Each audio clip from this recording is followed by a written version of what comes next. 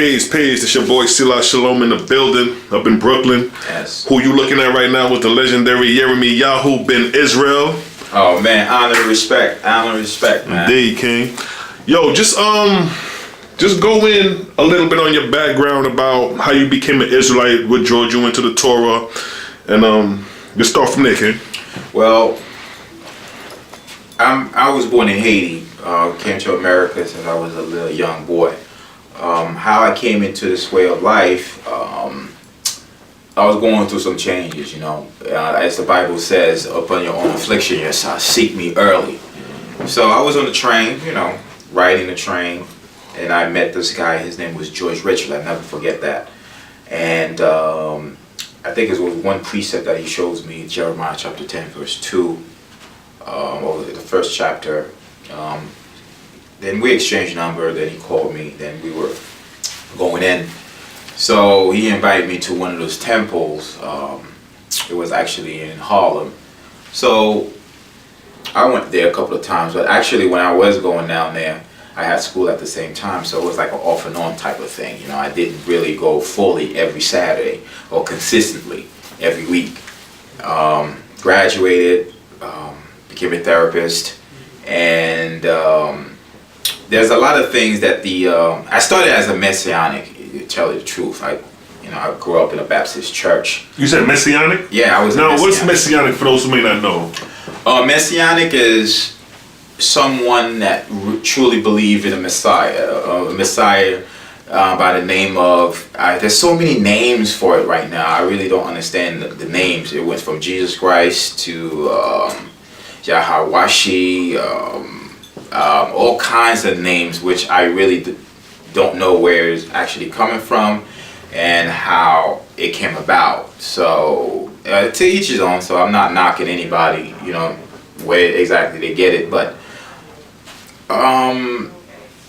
I just didn't like the fact that, you know, people were criticizing a lot of other people about their belief, about how they see things and how they view life. So I was at least, I think I was 22 or 23 years old, and when I get into this Messianic, and at the age of 25, I started to get into astrology, and astrology really the one that blew my mind as far as understanding the basic foundation of religion and what it is and what it's all about.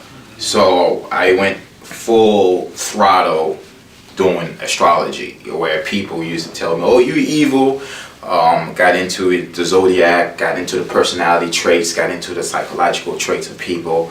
I became really good at that, to the point where it became secondary. I don't think about it, it just came naturally. And then I started to get into numerology, studied numerology, and I started to get into neuroscience, psychology. I started to get into the alchemy. I touch a lot of the Masonry studies, you know, the different levels of Masonic orders. I never joined anyone or any of those things, but I just was curious about it. And I went into that. I went into the gematria of the Hebrew. I do not read the Hebrew, but I do know the alphabet, you know. Yeah, but the bloodline is more important. Like I said, I'm from Haiti, and a lot of the teachings that I have, a lot of the foundation are more Torah based. Let me interject, because I know a lot of people will say that the Haitians are the Levites. They saying the Haitians are Levites due to the fact that of the voodoo practice, that Dahomey and all these ancient African traditions that we held. Remember 1804, we got our independence, so a lot of the African tradition and culture, we still value that a lot. As far as the tribes, the 12 charts or whoever. The 12 tribe chart, is that genuine or not? It's not true, because if you read prophecy says that we were scattered all over. So if we're going to go into the biblical base about the tribes, then I could stay to the biblical lessons about the tribe. But if we were looking at the tribe in the astrology sense, then every tribe is really identified, and you could use it as the zodiac. You know, Jacob is the prodigal son. Instead of saying prodigal son, S-O-N, is usually the prodigal son, S-U-N. Because if we have to go through the DNA chart and where people go genealogy, all the bloodlines is different. Not too many people are the same. So if we have to look at the 12 tribes, the 12 disciples and stuff like that, and look at the numbers, and we look at astrology, then it makes sense. But I'm not going to go into that. I'm going to keep it basics with the Bible, because a lot of people will get that confused. But everybody that knows me, if I have to talk into the astrology part of it, they'll have a better understanding in the biblical sense. So when we look, when the chart says that we as Haitian people are the Levites, I believe that is more of the Koheni tradition, the priesthood that we still held. You know, if we look at the Bible, the people that galvanized the change was Moses, and given the Bible, Moses was a Levite, Aaron was a Levite. So it fits kind of in a way where the Levites were the one that fought for our independence, because the Levites always understood the nature of the great scheme of the great global things, the keys to the universe. They still have that, and I think that's the reason the embargo for the Haitian people is still in place, because I believe that, you know, out of all the Caribbeans, the Haitians still hold a certain thing that is special. I don't know what it is, but in due times, then it will reveal itself by the great Jehovah Witness Creator. Right. So, cool. You know, we're just waiting to see what's going to happen in due times. Then, you know, things will reveal itself. But we also have to understand that we live in a world that's already established.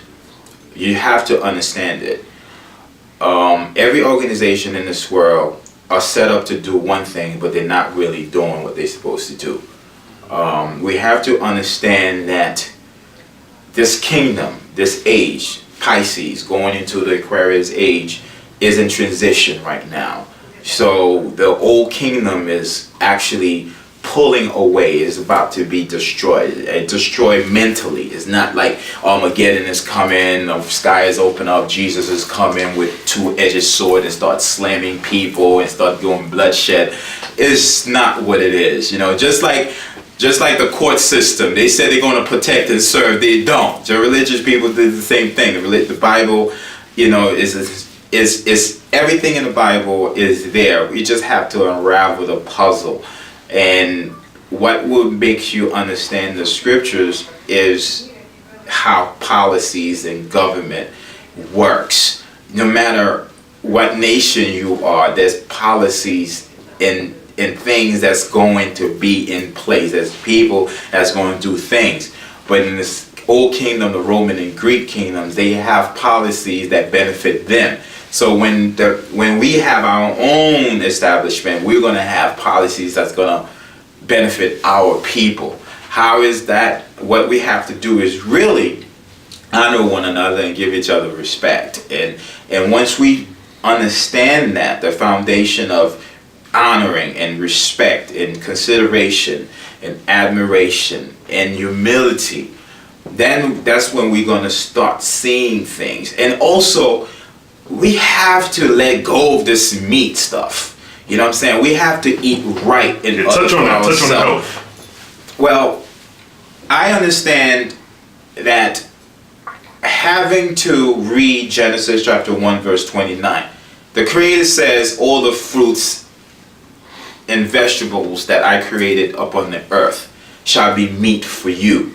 Now, earth is what the Creator says, for I created you from the dust of the ground. So what if I pick up dust and I put it under the microscope? The dust will have iron, has all the minerals that the earth produces. And animals don't grow from the earth. Plant does. Okay, so if we created from the man itself, created from the dust, so that's biblical. That's religion.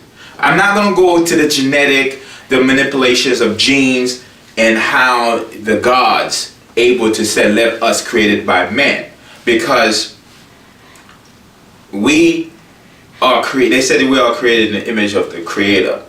The Creator itself is not a person; it's an energy, gas, solid, liquid. So you cannot be created in the image of the Creator. The Creator is inside of you. You are created in the image of God. You are created in the image of your mom, your father. That's who you are created by. That's the image that the Creator used to form your face. It's like a face off. Okay, I cannot create you in my image, because if the Bible, Genesis chapter 6, said that the sons of God came from another planet to come over here, us human beings were already there. You had the Homo erectus that was already there. So what they did, they actually used their genetics, and they used the primitive man that was there and created a man that looks like you and I. And when they had perfected the image of the primitive man, you are not created in the image of the Anunnakis, because no one knows exactly how the Anunnaki looks like. You're created in the image of the primitive man with their genetics. And that's how they created us. Not in their image. Okay? Because we don't know how they look. And if you tell me how God looks like, then show me a picture. Show me some resemblance of how God looks like. You are created and embodied with the Creator of everything that you see in the universe. You are a cell, a microscopic, that has all the data of what the universe looks like. And then what bridged that is the primitive man that was there before. If the sons of God did not actually mess up with the creation of what's going on earth, primitive man would have still been evolved. They still would have cooked, cleaned. It would have been slow, but they still would have evolved. You know, they knew how to kill. They knew how to hunt. They were vegetarians, for crying out loud. They never ate meat. There was no primitive man that the white man tell you they were beasts. No, they were not beasts. Okay, they were primitive people. And they eat bananas, they eat vegetables and stuff like that. But they did not have the capacity that the sons of God want us to have. They didn't have the intelligence, the quick thinking. You know, they didn't have that. So if they were God, why would they want primitive men to work to toil the earth, the ground? Because they wanted to have a hybrid that was able to be submissive.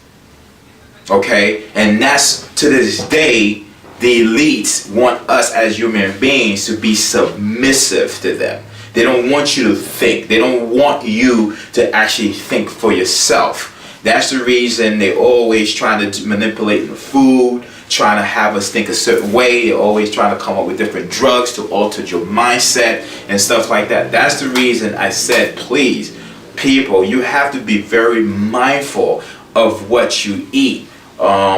We don't have farms. We live in the United States of America. But so make sure that you wash your vegetables, you wash your stuff, you know, and do some intermittent fast. You don't have to eat every day. You know, you could wake up and have your tea, eat around 2 o'clock, 1 o'clock or so, well, you know, whatever you have. And you will notice that your frequency is going to go higher and higher and higher. Then you'll be able to see things. Your sixth sense will start coming more in tune with the Creator itself. You will see things, and you'll be, and I think that it'll create a more passive demeanor with you. You're gonna be more patient. People are gonna be able to see your aura, and they're gonna want to be around you more and more and more. Nice.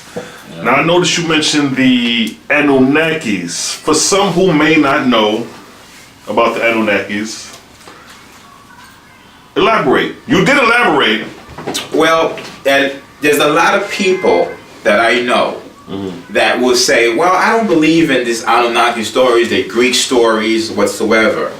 Okay, but look at all these evidence. So if you are Hebrew, you don't want to talk about the Anunnakis, so why is it mentioned in the Hebrew letters? Avinu Malkeinu, our Father, our God. Avinu. If you break the word down, it has the word Anu. So how could you say he is not in there? So therefore, they have to be in there. So, and when you read the Torah, when you read it in English, like I said, I'm not very good as far as reading the Hebrew, but I do have a basic understanding because I research a lot. I do a lot of studying and a lot of ancient books that I read, and they all saying almost the same thing.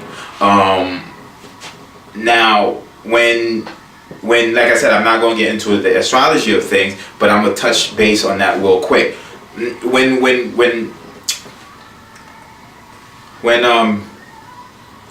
Moses saw the burning bush was not God, okay? The burning bush was just a sign, a seasonal change of age. The burning bush represents Aries, which was fire. That's what it was. You know, it is allegory. They're saying that he was talking to God in a burning bush. It's just elementary things. God don't come in a burning bush. Just as when Jesus came, said, I will make you fishermen among men. So that's just show you the age change of being Aries to a Pisces. So that's the astrology sense of the book. The Anunnaki, the person, the actual person that spoke to Moses at Mount Sinai, Mount Horeb, was Anki. Anki he wandered in the wilderness for 40 years. Anki, the numerology of 40 represent Anki. Okay, that's why it says 40 years of the wilderness, 40 years. That's who was basically take the lot. The Hebrew Israelite is the Anki lot. Okay, so when you have you can see the two brothers. You can see Anki and Enlil, and Anu as being the father, half the real brother, the real son being Enlil, a half brother being Anki. And Anki was the one that was the mechanical engineer and the real medicine engineering of the human beings with the help and the assist of Enlil and the sisters and stuff like that. There's a lot of things that Anki has done for humanity. And that's who represent the age of Aquarius. He's always the one that's always bringing the water in the earth, making sure his people's all right, making sure things are all right. So when you read the Bible, there's a lot of interchanging of gods that people are not really, they think is one singular God, but it's really the Anunnakis intertwining in the Bible, that especially in the Torah, that people really need to go in there and digest, and saying, who is this person? Why the Hebrew Israelite are fighting certain individuals or certain nations and stuff like that, is because of other people that were influenced under these Anunnakis are constantly trying to fight the Anki lot.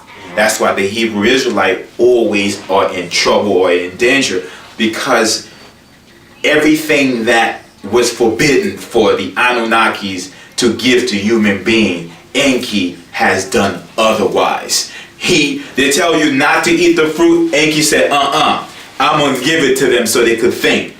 They said, I'm going to make human beings a slave. Anki says, no, I'm not going to do that. For some reason, he always was in love with his creation. He was always like a caring father that wants things to go well for us. But, however, we always have the two. A coin always have two sides, you know. Even though he is the person that engineered mankind, at the same token, I could go into Enlil, the Enlilites, because if I serve Enlil, I'm going to get what I want. If I serve Anki, I'm going to get what I want. But at the same time, Anki does not want me to always bind to me. He wants you to think. That's the reason he was giving you the tree of life. He wants you to think for yourself. He wants you to do things for yourself. While Enlil were like, okay, I'm going to give it to you, but you're going to serve me. You're going to serve me. If you don't serve me, then I'm going to curse you. I'm going to bring people to kill you. You see it in today's government. If you decide to go into an organization and they give you all the secrets whatsoever, and you decide to go away and you decide to let's say break apart, and then you start spreading the teaching, and after you make a vow, they're going to try to get you because you make a vow. So we have to understand the Bible and understand modern organization, and they're still the same. They never change. It's just the players that change, but everything is always the same. That's what I said to you. The world is already established. You have to understand this establishment. If you go against it, you're going to get killed. If you try to understand it, you'll be able to navigate, because you and your physical being is to get whatever that you need to get. So when this body goes back to the energy, or is transferred into the frequencies of vibration in the universe, then you become part of that. You know, there's no heaven waiting for you. There's no hell, stuff like that. Both heaven and hell is here, is within. Okay, you got a left brain and a right brain. You understand what I'm saying? The left is right here, the right is right there. So there's always conflict with these two. You have positive and negative. So it's up to you to balance that.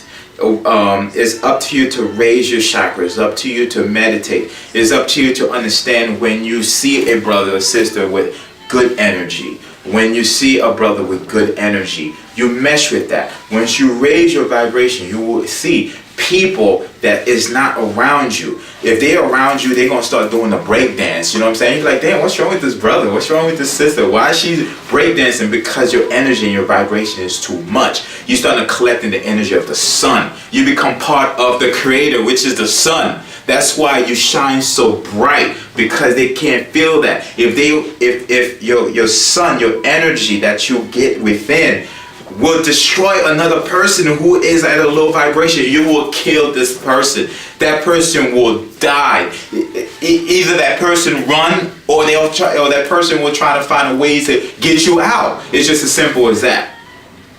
It's just simple as that. So the alchemy of life is what the Torah teaches. The Kabbalah is what is the insight of what you've been looking for and how you see life in general. And when you're able to understand the Creator and everything He puts out there, I said He, but it's not really He, because the Creator is not a pronoun or a noun. Okay, stop saying He loves me or this. No. He's not a pronoun. He's not a noun. If you say God, then you personalize Him. Okay, they're all gods that came here. Okay, they're all ancient people that gives us things that we need to understand. But it's not for us to confine ourselves and put ourselves in a box and worship these gods. It's up to you to take what they give you and give honor, give thanks. There's plenty of instances that the scriptures tell you about being humble. When Esau came to meet Jacob, he split all his wives and kids because he was scared. But in that instant that he met Esau, he already buttered him up. He already get my Lord and stuff like that. There's certain humility that you must carry at all times in order to get what you need. It's not being a slick type of person, because people will know when you're slick. But when you humble, you have the respect for all human beings, not just the Indians, the whites, whatsoever. Get that out. You know what I'm saying? There's no such thing as like this guy is white and he's of this seed. This guy is Indian, is of these. Judge the person by the character. Judge the person or who they are. If this white man is wicked, he is wicked. Point blank. If this East Indian guy is wicked, he's wicked. If this black man is wicked, he's wicked. He's wicked. Don't put everybody in one freaking box and say, oh, the white man's of the devil. He's Esau. This is Elam and stuff like that. These are the type of teaching that's the elites who sit on top of the food chain. The Council's 13, the 300 members, the Trilateral Commission, all the Bilderberg, all the Rothschild, all these people, the Templars and all these people that sits on top are just writing things for us. They're just writing your fate. They're just writing your destiny. You know what I mean? Even in for public schools, they teach you what they want you to know. So they already determine the future of your children. It's up to us to think outside the box. We cannot be the person who create this establishment and allow another person to dictate us or who we are. How could somebody dictate who you are as an individual? So you have to sit back, look back, collect yourself, and humble, and says to the Creator, by using laws of vibration, if that's what you want in life, if that's what you see, if your mind can conceive it, you can achieve it. So if you see it, if you taste it, you pray for it, then you begin to understand how the cosmic universe works. Wake up at 6 o'clock before the sun rises. The heavens, the portals are open. You do your meditation. It's from 12, the windows from 12 to 1. That's another portal. You wake up and you meditate. Another portal that's open, 6 to 7. Then you meditate. Then around noon, 12 o'clock, then you meditate. Life in general, in this concept of day and night, goes by 4. There's quadrants in life. Quadrants. You have to understand, that's another topic. I'm not going to open a can of worms, understanding the 4 quadrants. That's going into the Kabbalistic of things and why. We're going to do that on part 2. In part 2. Then why we do things in quadrants. And why quadrants are 3 to 4 hours. Because if you look at the keys of the universe, it's 3, 6, 9, 11, and then 13. So you got it's there for you to understand and learn, but you have to take away the religious part. You have to take away, I'm a Hebrew Israelite, I'm a Kemet. But you got to take away all of that. Once you take away all of that and see the person, you see the scriptures, you look at it, you dissect it, and then you take away the Messiah, you take away the Jesus Christ, you take away all of that. You look at the message, you look at the messenger. Don't idolize people. Don't give them glory that they deserve. If the brother gives you something that you don't know, hey, listen, honor the brother, respect it, and say, hey, listen, thank you for the lesson, thank you for everything that you gave me. And take it a little bit further. Take it and start learning and learn every day. You never stop learning. You never stop reading. You never stop asking questions. Always ask. I'm Aquarius. One of the strengths of my sign is the ability to look at the philosophy of life. Because I like philosophy. I like humanitarian, the way people feel and how they're supposed to feel. I like to see people being happy. I don't see the reason for people to hide things, because if the world is better, then I'm able to make sure that my kids go to school and I don't have to worry about, baby, are you all right? Did you eat whatsoever? So that's me being an Aquarius, because I believe that freedom, life, and pursuit of happiness is something that we have, and that is something that was taken away from us. And it's time in this age that's given us the ability to think, the information age, to look at things and dissect things and teach one. And when we become humble in respect to the other brother, then that will propel the brother and sister to want to do more, rather than say, okay, I'm going to learn from this guy. And I always tell people, please, I don't need no praise. I don't need that. Give glory and praise to the Creator. If I'm able to say certain things that may touch your heart, if I'm able to say whatever in that particular instance in this interview that touch you for the betterment, all praise to the Creator. What I see, how I conduct my life, is not by the way of how the world works. Okay, I try to understand how the world works and trying to navigate, and that's all we can do, is trying to understand how the world works. To sit around and thinking that the Creator or somebody's going to take you back to Mr. Rothschild Israel, it ain't going to happen right now, brother. Okay, if you think that Jesus is going to open the sky and take you back to Israel, it's not going to happen, because what the Bible says, the whole earth is filled with the Creator's glory. So wherever you are, just make it your home. Just make a community out of it. Make a village out of it, and work together and practice group economics.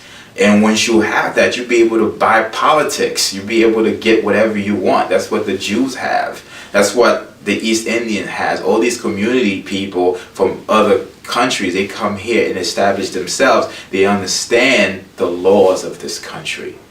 Just like Israel has laws. And people who came to Israel under Solomon, they understand how Israel works under their own condition. So whether you went to Israel, people were going to come. They're going to have to come under your own condition and laws. But you're going to have the laws of the land, but the laws of the land has to agree with the universal laws. If it doesn't agree with the universal laws, things are not going to work. You understand what I'm saying? Things has to work according to upstairs. That's the laws of correspondence. What's upstairs you have to, in agreement, Islam. What the bridge that you are the bridge from the heaven, the Malkut stage. You are in the ground, and then your head is the Keter. So the Keter is the one that precedes your antennas to the universal cosmic. So once you take care of yourself and you being grounded, so the energy from the earth will come up, and then it will take the cosmic reaction. And whatever the cosmic changes, that's the reason you always hear frequencies in your ear. That's the reason you hear ring tunes in your ear when you elevate your frequency, because the earth is giving you that energy. You feel strong with the earth. And when you feel strong with the earth, when you get in that, when you bridge yourself with the cosmic and the earth, you feel grounded. When that person was like, yo, this guy is really well-grounded individual. Why do you think this would be what they say, you are a well-grounded individual? See, people are saying things to you, but yet you are not listening to the universe. You're not listening to the Creator that's telling you, damn, this is a well-grounded sister. Why is it she's well-grounded sister? Because whatever that's going on is from the earth. The earth is your mother. The sun is your father. And you are the product of both the sun and the mother. And that's who you are. You Jesus.